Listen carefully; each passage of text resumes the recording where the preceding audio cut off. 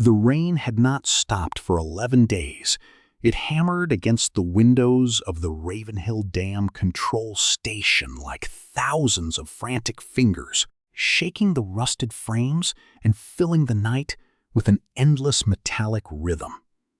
The mountain roads had collapsed 2 days earlier, cutting the dam off from the nearby town of Grimhollow.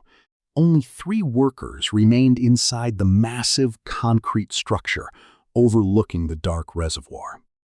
Elias Ward hated every second of it. He stood near the control room window, staring at the black water stretching endlessly through the storm. The reservoir looked wrong tonight. The surface wasn't moving naturally. It pulsed like something enormous was breathing underneath. "You seeing this?"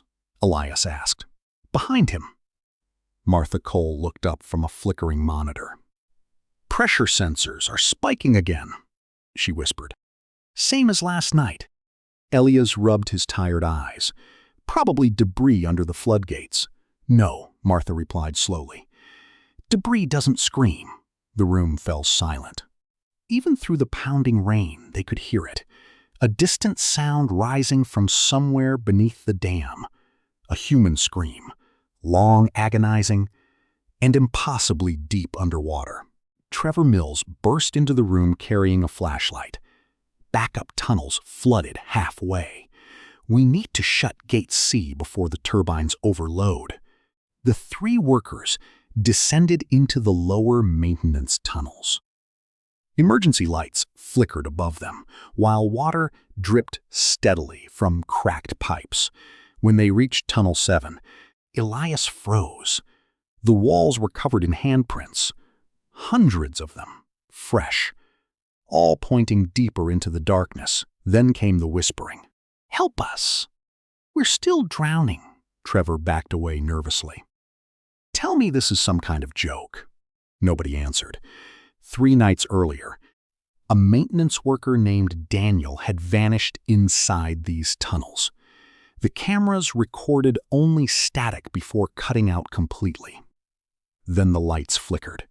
For one horrifying second, Elias saw pale figures standing at the far end of the tunnel, soaked skin. Black hollow mouths, dead eyes staring directly at him. The floodgate behind them suddenly slammed shut. Emergency sirens screamed. They were trapped. A steel door hidden behind rusted pipes slowly creaked open by itself. Black water spilled through the gap, and beneath the tunnel floor came heavy knocking. Boom, boom, boom. Something enormous was beneath them. Inside the hidden chamber beyond the door was a flooded shaft descending deep under the reservoir. Buddies floated below, dozens of them. Eyes open, skin bloated. And behind them, something massive opened its eyes. Trevor screamed as dead hands burst from the water and grabbed his legs. Elias tried pulling him back, but the force beneath the shaft was impossibly strong. Trevor disappeared into the darkness. Only blood floated to the surface. Then the creature rose. Its body looked made from drowned corpses fused together. Hundreds of mouths covered its skin, all screaming at once. Martha finally revealed the truth. When Ravenhill Dam was built, the valley wasn't empty. The company flooded the town before everyone escaped. The screaming became unbearable. Thousands of trapped souls beneath the reservoir, waiting hungry. The lights exploded, darkness swallowed Tunnel 7, and the screams below. Ravenhill Dam finally reached the surface. Coldwater Dam stood alone in the mountains like a giant tomb. No birds flew near it. No animals crossed the surrounding forest. And every night at exactly 2:13 a.m., the lights inside the abandoned structure turned on by themselves. Lena Ortiz didn't believe ghost stories. As a documentary filmmaker, she specialized in exposing fake paranormal legends online. Coldwater Dam was supposed to be another easy episode. But the locals refused to even say the dam's name after sunset. An old shopkeeper finally warned her. "There's something alive inside that place," he whispered. Lena smiled politely. "Probably squatters." The old man shook his head. "No, shadows." That night, Lena and her cameraman Noah Briggs drove through heavy fog toward the dam. The structure emerged from the mist like a massive concrete grave. Broken windows, rust-covered walls, and faint lights glowing deep inside despite being abandoned for 15 years. As soon as they stepped through the entrance, the air turned freezing cold. Their footsteps echoed endlessly through the giant turbine hall. Dust covered everything, except for a trail of fresh footprints leading underground. Then every light suddenly turned on.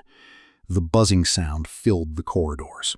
Somewhere far below, metal scraped slowly against metal. The deeper they descended, the stranger the dam became. Black stains covered the walls like burned shadows. Then Noah stopped walking. A silhouette stood against the wall, except nobody was casting it. The shadow slowly turned its head toward them, then vanished. The lights shut off instantly, pitch black. When Noah switched on his flashlight again, someone stood at the end of the corridor. Tall, motionless, entirely black. Not a person, a living shadow. It slid toward them unnaturally fast. Noah screamed. The flashlight shattered. Lena grabbed his arm and ran. Whispers followed them through the darkness, lawing watching. They finally barricaded themselves inside the central control room. There, Lena discovered old classified documents. Project Shad Containment. According to the reports, Coldwater Dam secretly housed a military experiment during the 1980s. Scientists discovered a strange dark mass beneath underground caves below the reservoir. The entity reacted to fear and darkness. Every test subject exposed to it vanished. Only their shadows remained burned into nearby walls. Then the room temperature dropped. A pool of darkness spread beneath the door.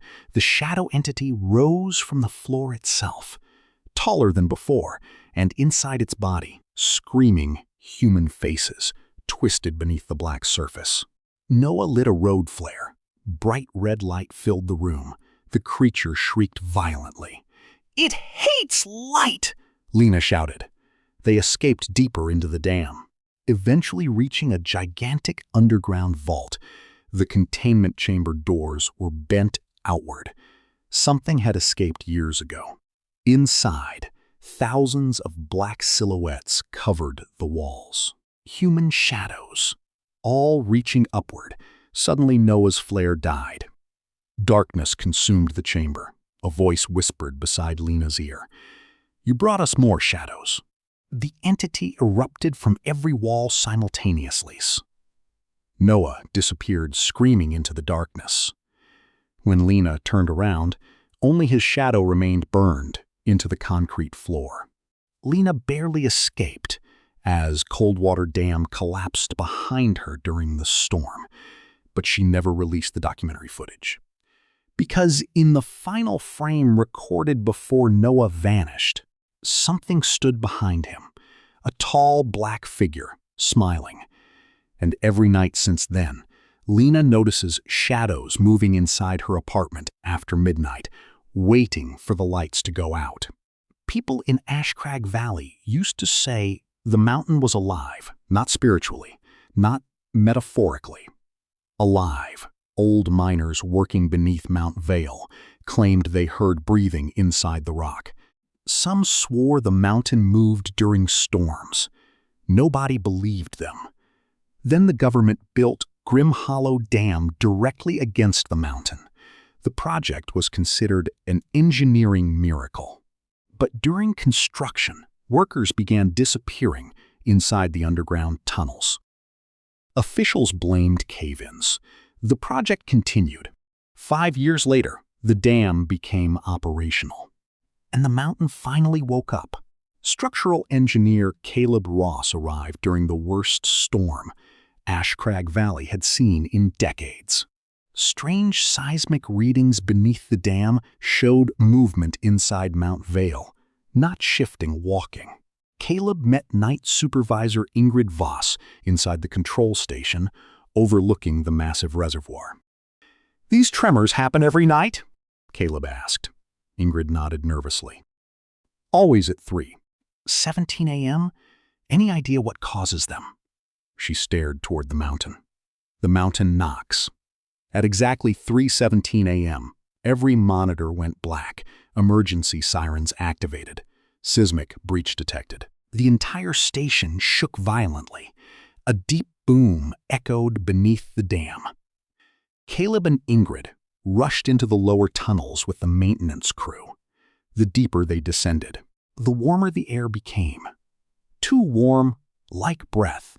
Then Caleb noticed the walls moving, expanding, contracting, breathing. They reached a gigantic underground excavation chamber and realized the far wall wasn't stone. It was flesh, massive gray flesh embedded inside the mountain. Veins pulsed beneath its surface. Boom, boom, boom, boom. Then the wall opened. A gigantic yellow eye stared directly at them. The mountain screamed. The sound shook the entire valley. Workers collapsed, clutching their ears, while cracks spread through the chamber. The creature buried inside Mount Vale began moving. Caleb finally understood. Grimhollow Dam had not been built beside the mountain. It had been built on top of something sleeping inside it. Something ancient. Something enormous. The tunnels collapsed around them as the creature awakened fully. Above ground, giant fractures spread across the dam. The reservoir churned violently. Then Mount Vale split open. A colossal stone-covered hand erupted from the mountain. Trees snapped like twigs. Another hand emerged. Then a giant head dragged itself free from the rock. Its body looked fused with forests, cliffs, and rivers. Entire waterfalls poured from cracks in its skin. And Grimhollow Dam had been built directly across its chest. The giant slowly stood upright. Concrete exploded around it. The dam shattered instantly. Billions of gallons of black water flooded the valley below. Workers ran screaming while earthquakes tore the land apart. Caleb and Ingrid barely escaped to higher ground as the colossal creature rose fully into the storm clouds. Its glowing eyes scanned the ruined valley. Then, impossibly, it looked directly at Caleb. He realized the creature wasn't angry. It looked confused, like something awakened from an endless sleep. The giant opened its mouth. A deep cry echoed across the mountains. Not a roar, a lonely sound, ancient, heartbreaking. Then the living,